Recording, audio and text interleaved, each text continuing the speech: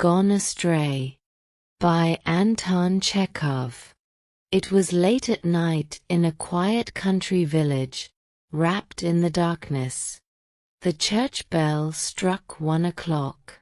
Two lawyers, Kozyavkin and Lev, were making their way out of the nearby woods, a bit tipsy and unsteady on their feet as they headed toward the cottages.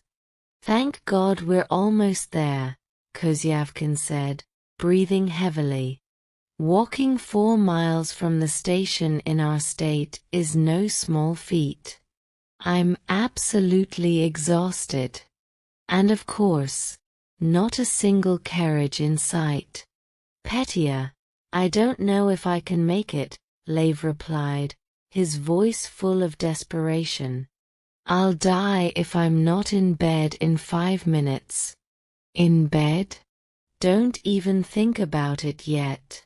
First, we'll have supper, a glass of red wine, and then maybe you can go to bed. Verochka and I will wake you up after that." "Ah, my friend, you don't understand. It's wonderful being married. You're a cold-hearted bachelor, but trust me, when I get home, all tired and worn out, my loving wife will greet me. She'll give me tea, something to eat, and look at me with those sweet, loving eyes. I'll forget all about how tired I am, and about the courtroom, the appeal cases. It's glorious. Yes, but I'm seriously about to collapse. My legs feel like they're falling off, and I'm so thirsty." Here we are. Home at last. The two friends approached one of the cottages and stopped beneath the nearest window. "Isn't it a cozy little place?" said Kozyavkin. "Tomorrow, you'll see the view we have. But there's no light in the windows. Verochka must have gone to bed already. She must have gotten tired of waiting for me. She's probably in bed, worrying about why I haven't shown up yet." He walked up to the window and nudged it open with his stick. "What a brave girl. She went to bed without even locking the window." He then tossed his coat and portfolio inside. "Phew, I'm burning up. Let's sing a serenade to make her laugh." Kozyavkin began to sing loudly. The moon floats in the midnight sky. Soft breezes stir. The leaves gently rustle in the trees. "Shall we sing Schubert's serenade for you, Verochka?" he called out, laughing. His song was cut short by a sudden coughing fit. "Verochka, tell Aksinya to unlock the gate for us," he called out again. After a brief pause, he shouted once more, "Verochka, get up, my love." Kozyavkin climbed onto a stone to look inside the window. "Verochka, my dear, my sweet little wife.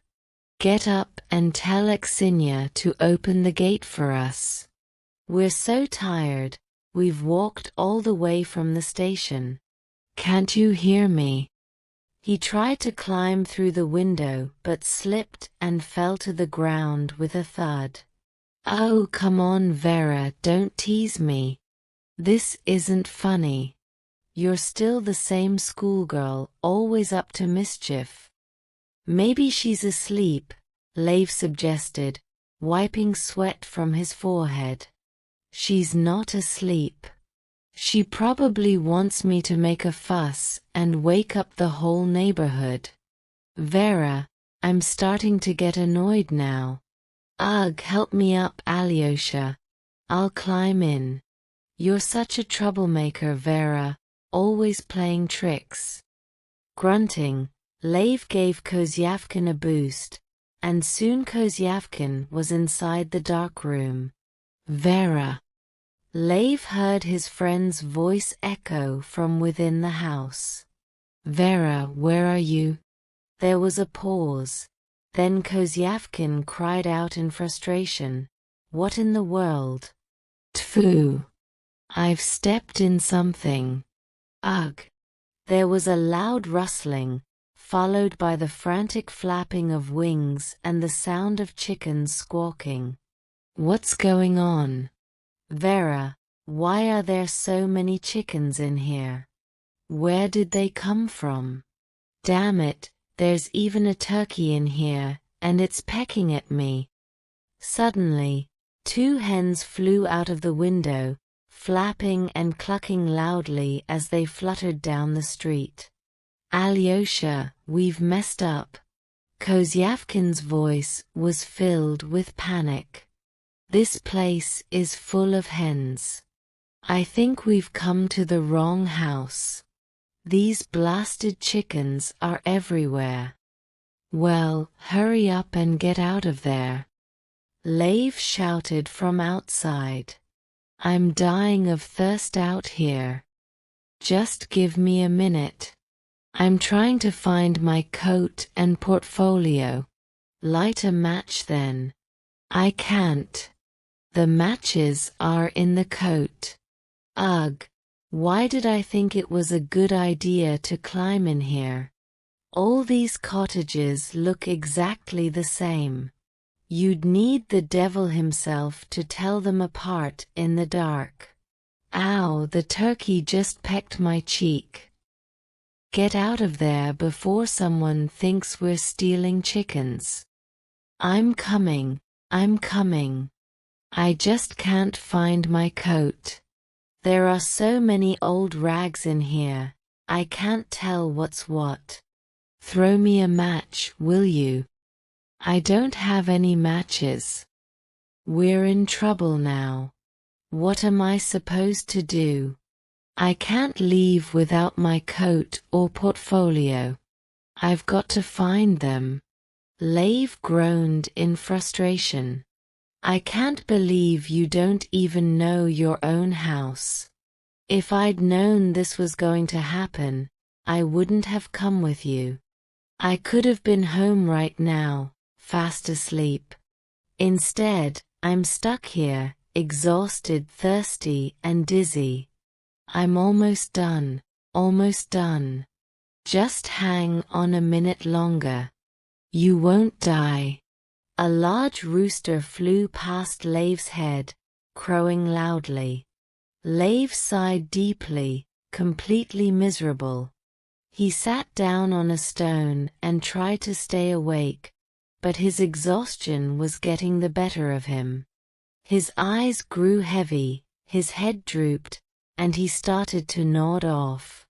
Time passed slowly, 5 minutes, then 10, then 20, and still Kozyavkin was inside, searching through the hens and old rags. "Petya, are you going to be much longer?" Lev called out, trying to keep his eyes open. "I've found the portfolio, but now I've lost it again." Kozyavkin's voice came from inside. Lev groaned again, resting his head in his hands.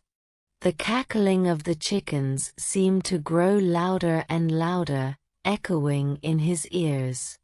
His head spun, and he began to imagine the chickens flying around him in circles, like owls in the night. The noise overwhelmed him, filling him with a growing sense of dread. "This idiot," Lev thought angrily. "He promised me wine and food, but instead, he made me walk all this way just to chase chickens."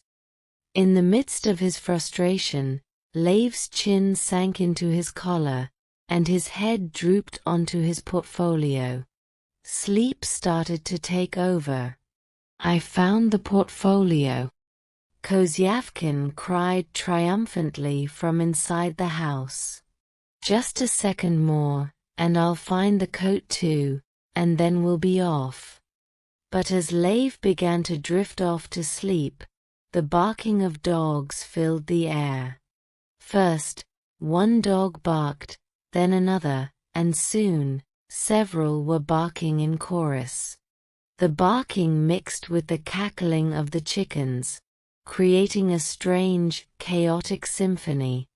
In his half-asleep state, Leif vaguely registered the sounds of someone approaching and asking him something, then climbing into the window above him. Suddenly, there was shouting. A woman appeared, holding a lantern, and began to argue with Kozyavkin. "You've disturbed all my chickens," the woman cried. "You've smashed the eggs. Look what you've done. The turkey poults were supposed to hatch today, and you've ruined everything. I'm a lawyer. Here's my business card." Kozyavkin shouted in response, his voice defensive. "What do I want with your business card?" the woman yelled back. "You've ruined my hens and broken the eggs, and now you're showing me a card?" Kozyavkin was getting more agitated. "How dare you talk to me like this? I'm not just anyone." "I don't care who you are," the woman retorted angrily. "You've caused all this damage, and now you expect me to let it go?" "I'm dying of thirst," Leif thought, barely able to open his eyes. He felt someone climb over him, stepping down from the window. "My name is Kozyavkin. I own a cottage here." Kozyavkin was yelling now, his voice desperate. "Everyone knows me." "We don't know anyone named Kozyavkin," the woman replied sternly. "Call the village elder then. He'll know me. Calm down, the constable will be here soon. We know all the summer residents, but I've never seen you before in my life. I've had a cottage in Rottendale for 5 years. What are you talking about?" the woman said with a chuckle. "This isn't Rottendale. This is Sicklistead.